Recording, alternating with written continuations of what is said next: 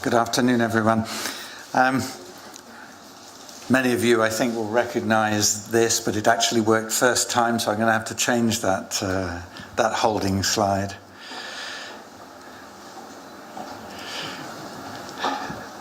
So I'm going to talk to you this afternoon about Gibraltar's future in DLT and blockchain as part of the recent developments in the areas of Fintech and DLT that apply here in this jurisdiction. So I'm a senior advisor at the Gibraltar Financial Services Commission. I'm a senior advisor on DLT, and I guess you'd say I was architect of the particular regulatory regime that came into force earlier this year, and very much part of a team, a growing team of experts in this so-called crypto space.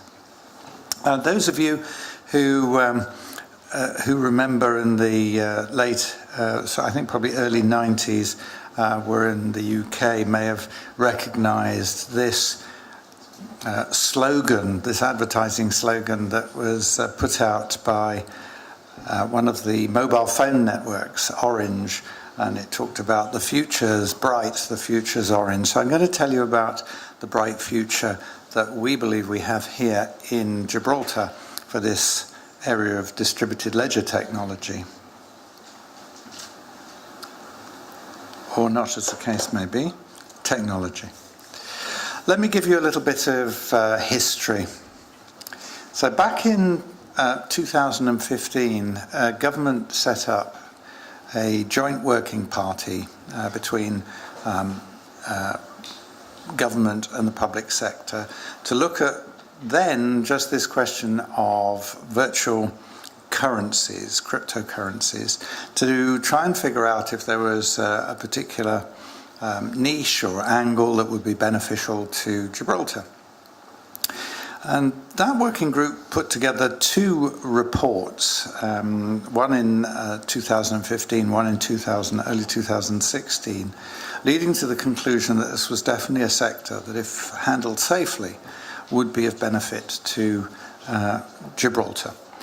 And so the GFSC was charged during, I think, spring-summer of 2016 with developing regulations to cover this sector.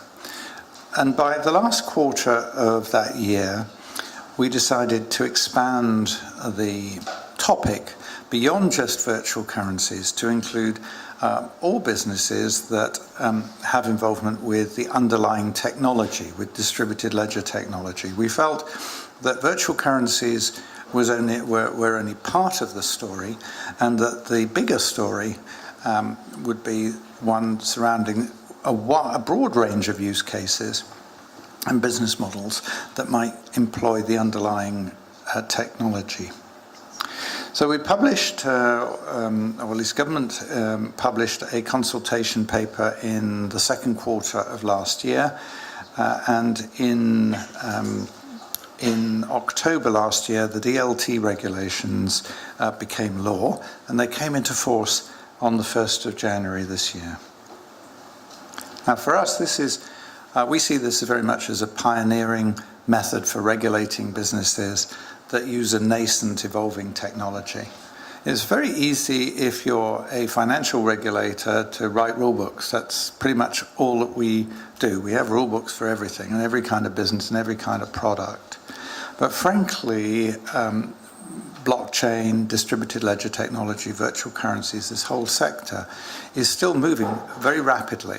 It hasn't matured in any way. It's a very immature technology, and the businesses that are built on the technology are equally new.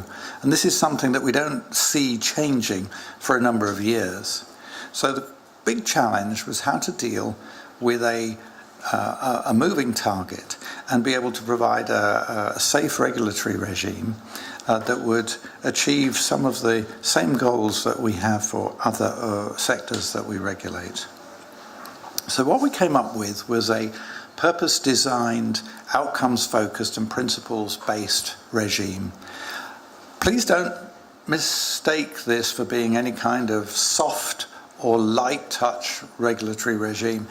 We operate it just as robustly as we do any of the other categories. So I think now we have around about 15 license categories, and this 15th one, the DLT provider, is just as robustly, our approach to it is just as robust as for any of the other 14.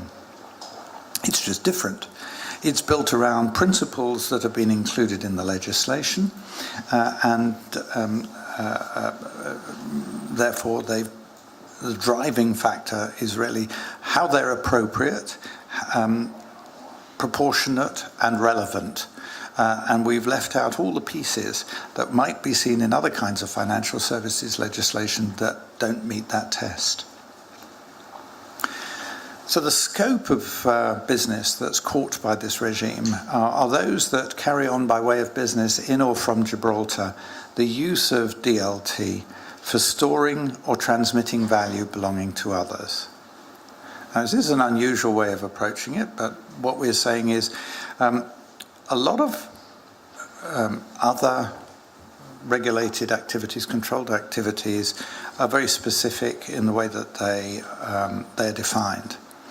And quite often, stuff that happens in the crypto world falls outside anything else that's otherwise regulated, particularly in the European Union, where financial instruments are very clearly and narrowly defined and prescribed. It's really quite challenging if, because it's based on crypto, it falls outside that. So what we've come up with is a regime that acts a bit like a bucket, a catch-all for all these different kinds of businesses. What's driven us, and what we're mandated to do, is to protect consumers, to protect the reputation of this jurisdiction, and to come up with a regime and to administer it in a way that is good for Gibraltar's economy. So the starting point are 9 principles. Fundamentally, they're not new principles. They're the same kind of principles that underpin the rule books that we have for most other financial services. So you will find there principles around honesty and integrity, around fairness, around financial and non-financial resources, around systems and controls, protection of customer assets, arrangements for corporate governance, systems and security, financial crime, and also in the event that a business has to wind down, that it can do so in an orderly and solvent fashion. Now, this last one is actually really important, because in the normal way of things in financial services businesses, you expect most of your businesses, most of your licensees to remain in business for a very long time. With this new technology, many of the firms are startups.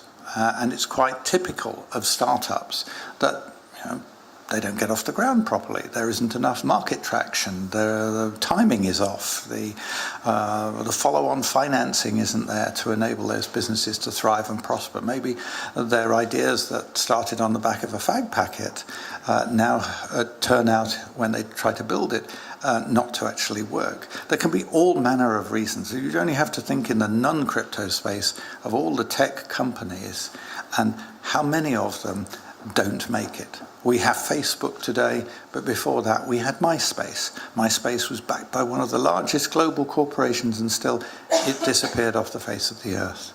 The second largest computer company back in the 70s and 80s was a company called Digital Equipment Corporation, DEC. Most of you haven't heard of it, but in its time, it wasn't quite parallel to IBM, but it was certainly a very significant challenger. It was the number 2 globally. Doesn't exist today, hasn't existed since the 90s. So tech businesses come and go. So how do we deal with that in a financial services context? So we put a lot of emphasis on the way in which those firms, if they can't continue, can wind down in a way that is orderly and solvent.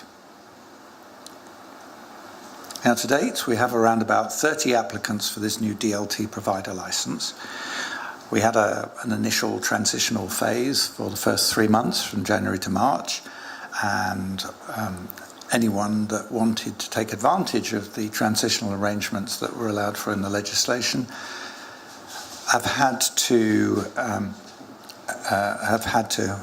apply and complete their application before the end of March, and other businesses have come along too that are not necessarily availing themselves of those transitional arrangements. And so now we're at various stages of handling around 30 applications. And surprisingly enough, or perhaps not, there are a very broad range of use cases and business models. They're not just virtual currency exchanges. Undoubtedly, there are a number of virtual currency exchanges, but even within that sector, they're not all of one type. If you look at that category, there are those that act on their own account, there are those that have trading platforms but don't deal with clearing and settlement, there are those that are designed for institutional users, there are those that are designed for retail users. There's a broad range of businesses, and some that really quite fascinate us, the ways in which folks are planning to use blockchain and DLT to disrupt traditional business models. So far, we've assessed around 50%, around half, just a little over half now of the applications. Fortunately, although there was a deadline date, and since you're all from registries, you'll all understand that whenever there's a deadline, everybody waits to the last moment to get there to meet the deadline. So we had quite a challenge around the end of March, beginning of April. But fortunately, for various reasons, they've tended to sort of spread out, and there isn't too much now of a concentration all at the same stage, so various stages. And we're expecting to grant the first licenses in summer. So we're probably only a couple of months or less maybe away from those first licenses being issued in this category. And this is a world first. There's never been a jurisdiction that's offered a financial services license specifically for DLT businesses. There are some jurisdictions that have adapted existing legislation, one or two that have interpreted existing payment services or other legislation and have somehow included some or all businesses that fall into this category. You've got jurisdictions like New York State that came out with a very early licensing regime, the BIT license already 2 years ago, but that was very narrow around just virtual currencies.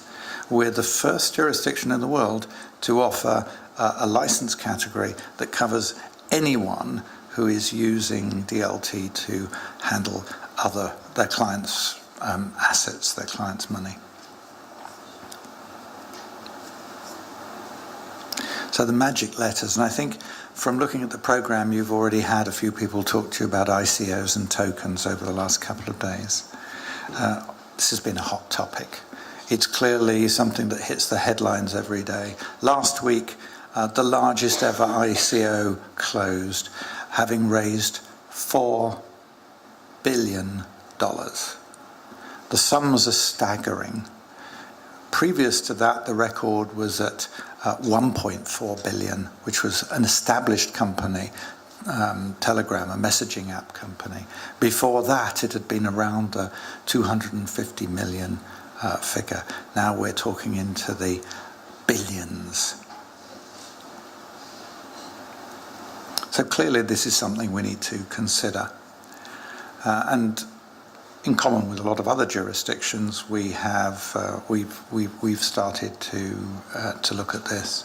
Now, what is an ICO? What is an initial coin offering? Patently, the term has been borrowed from initial public offering that's used around securities. And perhaps that gives perhaps it's intended to give a kind of false sense that this is somehow regulated, which pretty much in no jurisdiction is it so regulated. Well, essentially, it's just the offering of tokenized digital assets to members of the public, something that's open for public subscription. We're calling them here, at the regulator anyway, public token offerings, because that's the perfect descriptor. And essentially, it's just a means of raising finance without using equity or debt. It's selling, in a sense, in some way, shape or form, a piece of the product that is being built.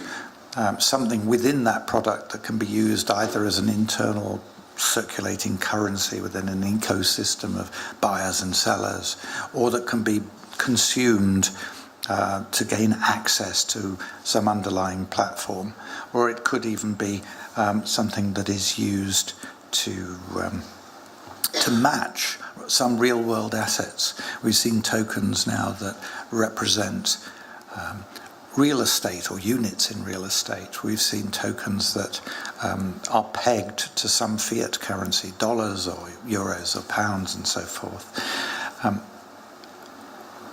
They can fit a number of subcategories, but broadly speaking, it's about a piece of the product, usually a product that's about to be built, for which the funds are needed, and without actually raising capital to do it. And so, of course, it falls outside the typical securities regimes, regulatory regimes that exist.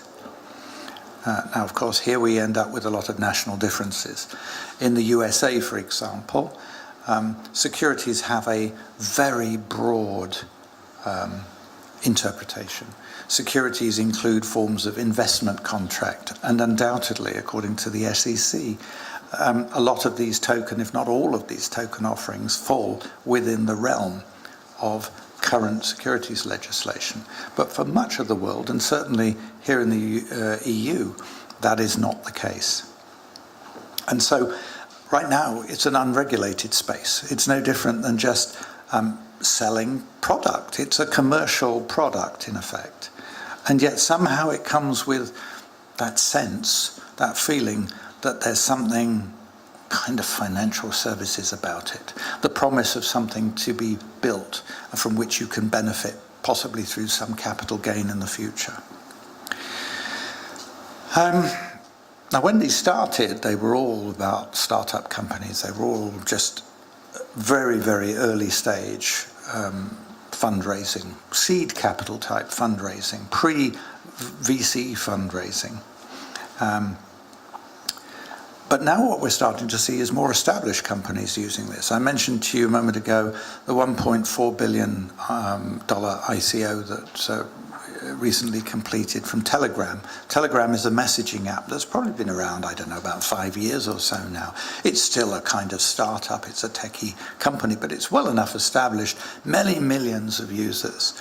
And they're looking to scale up their platform and do other things with it. And this is a way that they've chosen to raise finance for that.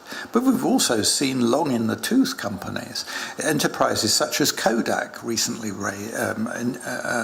created a token and proposed to make that available through some form of ICO. So now we're seeing a much wider range of business use this type of, well, I can't call it an instrument because it's not a financial instrument. It's a token. It's something new. Now, we saw the use of these public token offerings explode last year. In the early part of last year, it was growing, and then by summer, it had grown exponentially, and that trend kept on going. That curve kept on going up through the latter part of last year and into the beginning of this year. And you can see, although there's probably fewer of them, those that are there are now bigger and potentially more dangerous in some sense.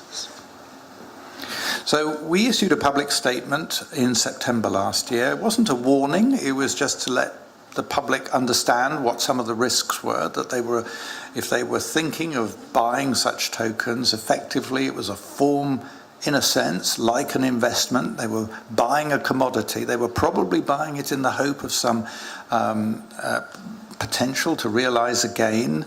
And that what was underpinning the token in many cases was just a startup business that had little or no track record, and that maybe this wasn't necessarily something that anyone who wasn't perhaps experienced in investing in startups would be able to understand and challenge and get involved. So we didn't warn people off. We didn't see that that was appropriate, but we certainly wanted them the public to understand what they were getting into and think twice before they went and bought some tokens.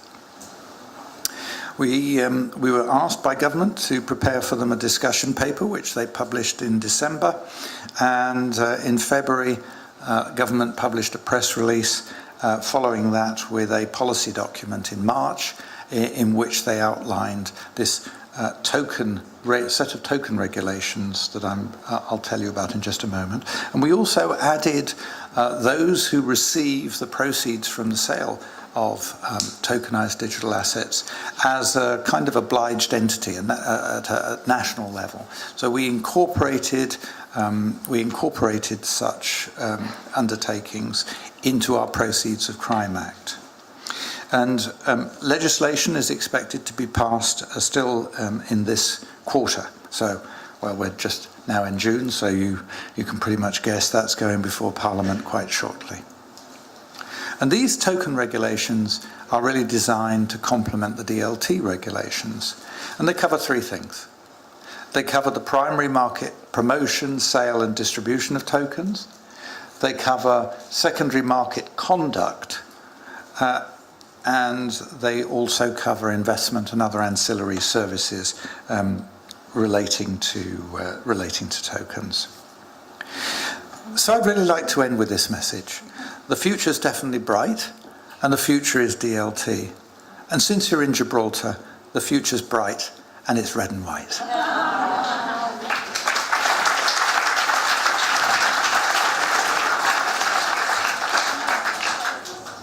Thank you, Siân. Jonathan, would you now like to take the stand? Thank you.